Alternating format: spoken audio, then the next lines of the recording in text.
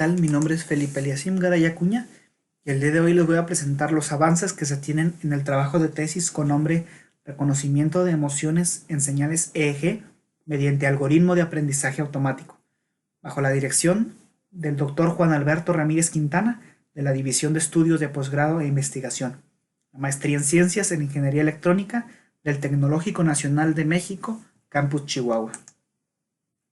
El contenido de esta presentación comenzará con una breve introducción al tema de investigación, los antecedentes, objetivos de este trabajo, asimismo la metodología que se está siguiendo, los modelos propuestos y los resultados de los mismos hasta hoy, la investigación que se está llevando a la par con la implementación de los modelos y el trabajo futuro que se tiene previsto. Como introducción y a manera de contextualización, este tema de tesis se centra en lo que es el reconocimiento de emociones.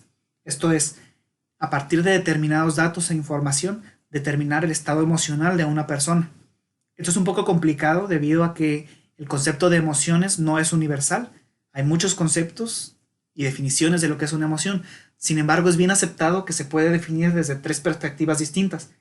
Una de ellas es la experiencia subjetiva del individuo, es decir, la parte psicológica de lo que es una emoción. Y para definir esto hay diferentes cuestionarios que evalúan diferentes características y terminan determinando el estado emocional de una persona. La segunda perspectiva tiene que ver con la fisiología de la emoción, aquellas señales fisiológicas del ser humano que permiten ser medidas y a partir de ellas tomar una conclusión del estado emocional. Y la tercera es la respuesta física resultante, como el caso de la gesticulación.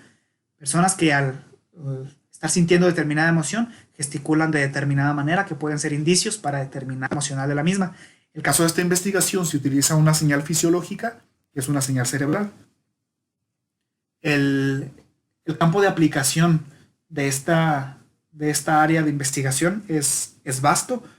Todo lo que tiene que ver con computación afectiva es repercutido por el reconocimiento de emociones, interfase cerebro-computadora también, el área de entretenimiento en el diseño de videojuegos, el diseño de terapias virtuales y de terapias físicas para personas, por ejemplo, con autismo, la validación de estas terapias, determinando el grado de dificultad del sujeto con autismo, por ejemplo, para determinada actividad y darle seguimiento hasta ver cuando él agarra confianza, cuando ya no le produce miedo, cuando ya no está triste, sino que lo pone contento, lo pone calmado. Entonces, tiene mucha área de aplicación. Otra área es lo que es el neuromarketing. Como les pongo esta frase ahí en la pantalla, dice: el comprador no sabe lo que quiere, su cerebro sí. Este es el lema de este experto y a partir de él evalúa las diferentes técnicas de mercadotecnia, los anuncios, la propaganda que realizan para determinar si está levantando en las personas el estado emocional que se desea, para darles interés y darles que se interesen en el producto, que se convenzan. Entonces es muy vasta el área de aplicación. Dentro de la misma existen diferentes técnicas para determinar el estado emocional. Una de ellas son las señales electroencefalográficas.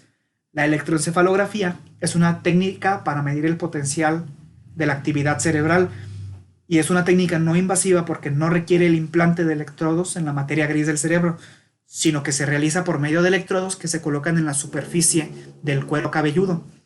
El problema con esta técnica es que la amplitud de las señales es muy baja, son del orden de microvolts, por lo tanto son muy susceptibles a interferencias electrónicas, a mucho ruido, y son cuestiones que deben considerarse.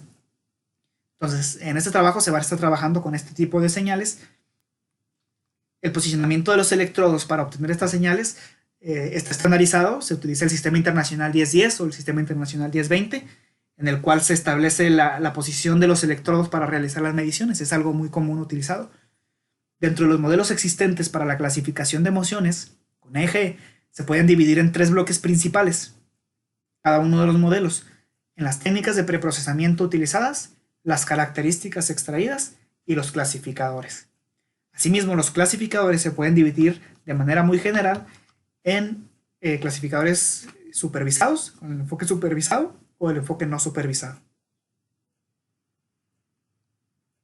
Dentro de los antecedentes podemos dividir los modelos que existen en estas tres etapas.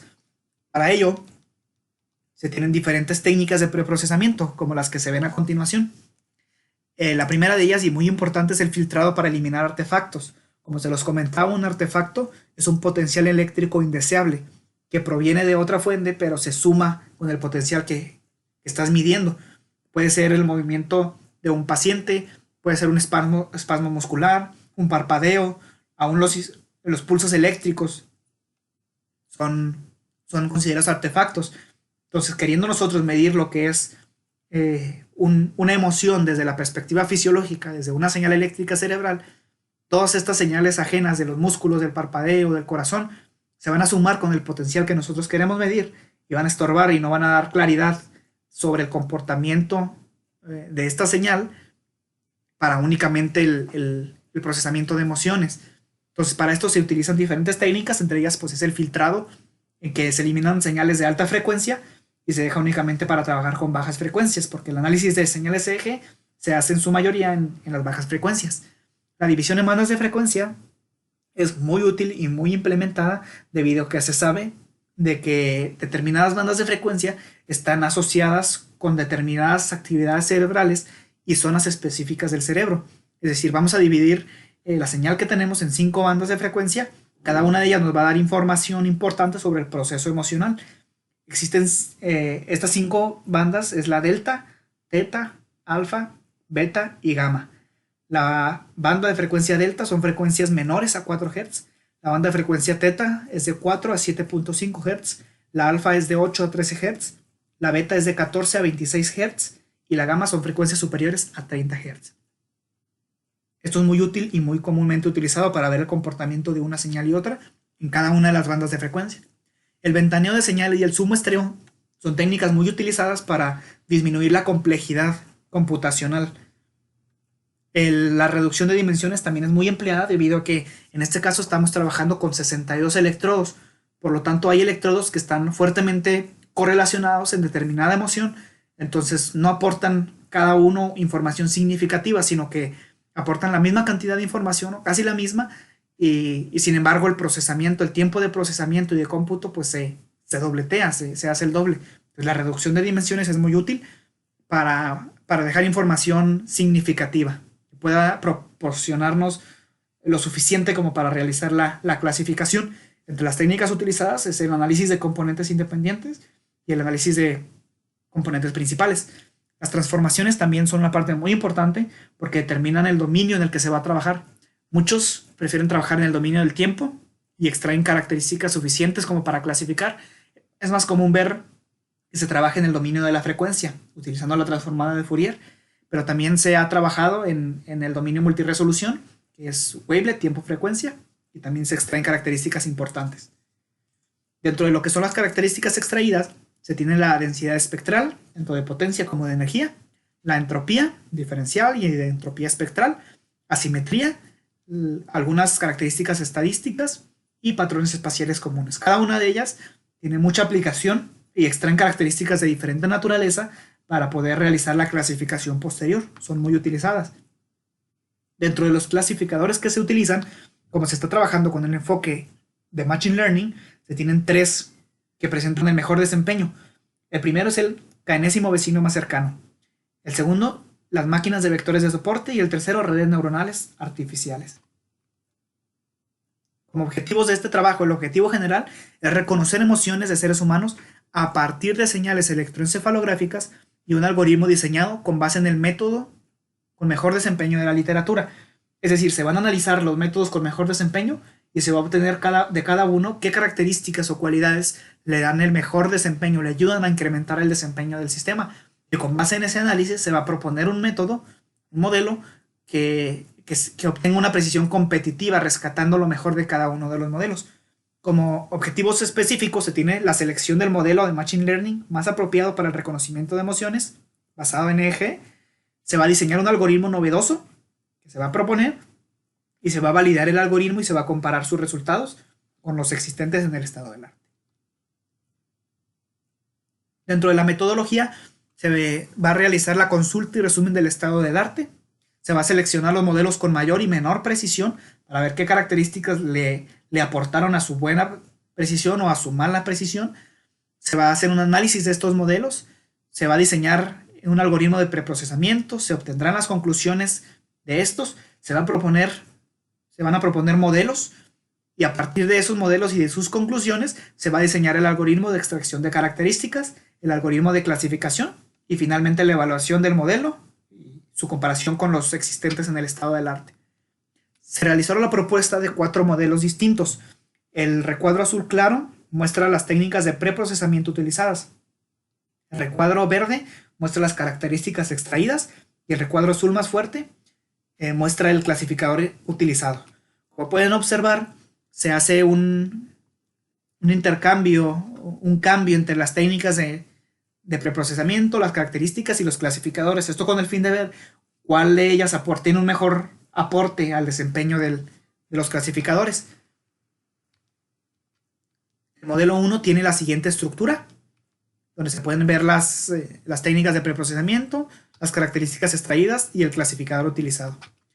En la siguiente imagen se muestra una señal correspondiente a una emoción de neutralidad.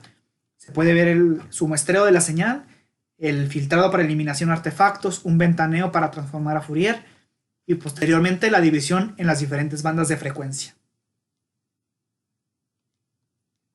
El modelo número 2 es el que se puede ver a continuación y utiliza una red neuronal artificial.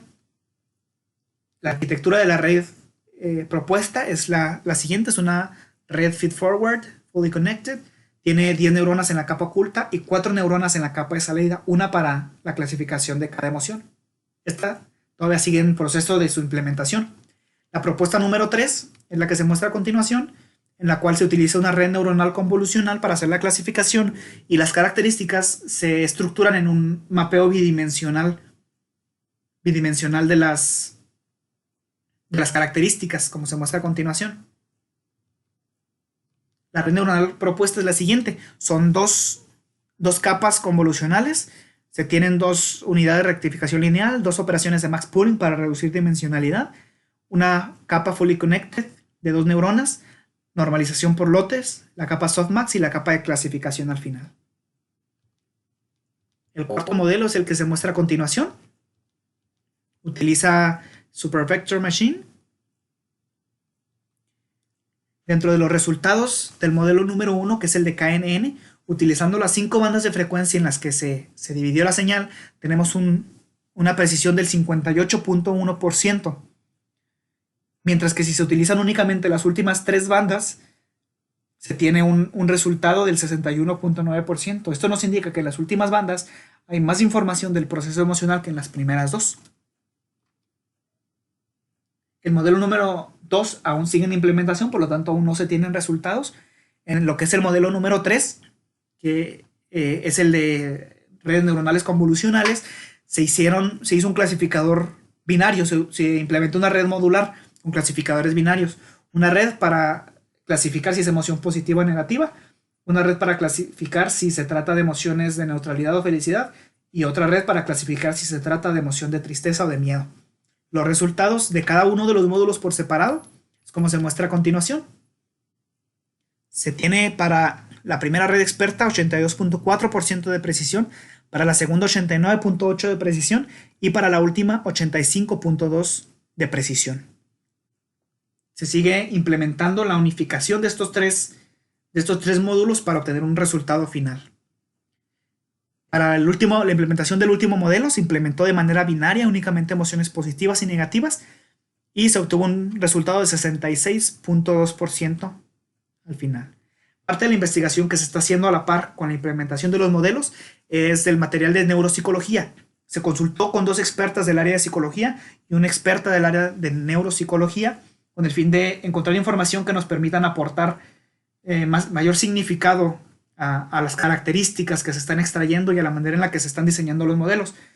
De esto se encontró que el lóbulo prefrontal y temporal aportan con mayor claridad el proceso emocional, información sobre el proceso emocional, mientras que el hemisferio izquierdo es más expresivo de emociones positivas, el derecho se especializa en emociones negativas, lo cual nos puede servir para diferenciar estas señales.